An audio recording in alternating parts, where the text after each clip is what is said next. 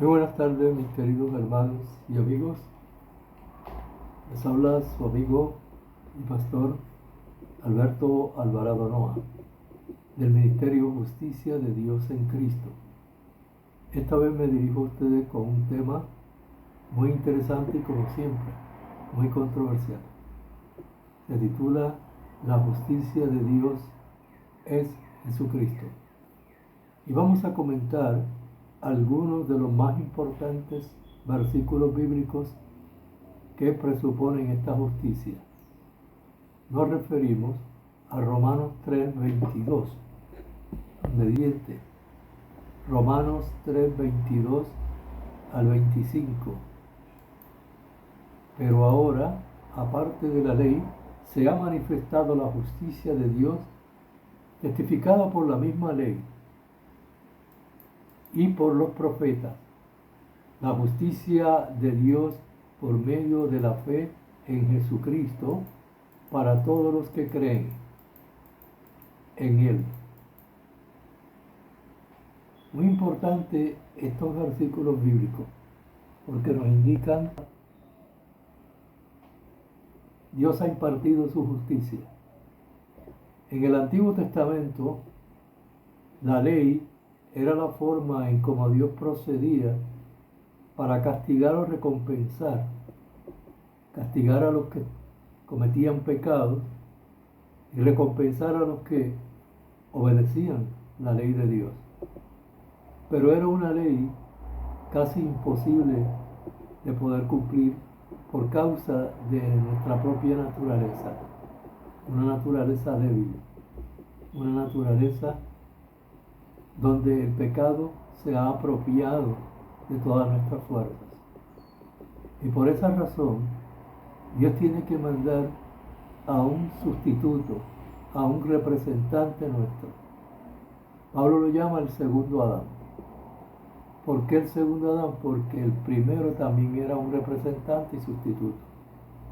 Lo que hiciera Adán, ya fuera por su obediencia o por su desobediencia, recaería sobre todos nosotros.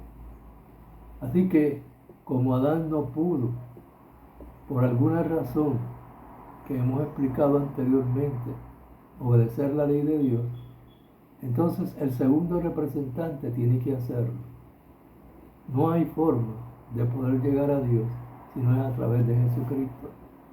Por la ley no se pudo lograr, porque el ser humano, una vez que el pecado lo ha cautivado, ya no es posible que pueda obedecer la ley de Dios. Solamente un hombre sin pecado pudo lograrlo, y ese fue nuestro Señor Jesucristo. Cristo decía: yo soy el camino, la verdad y la vida, y nadie viene al Padre si no es por mí.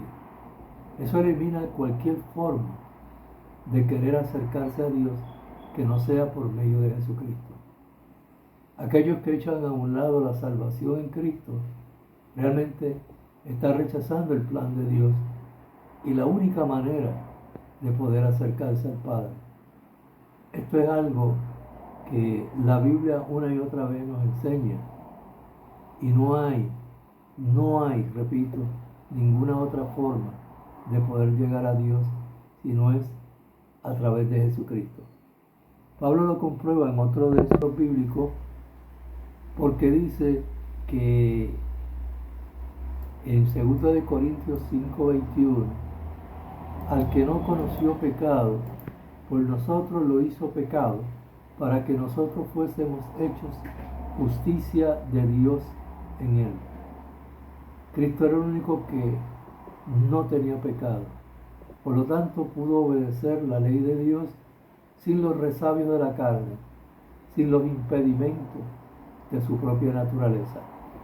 Entonces, Cristo se convirtió en nuestra justicia, y por esta razón estamos libres ante el juicio divino.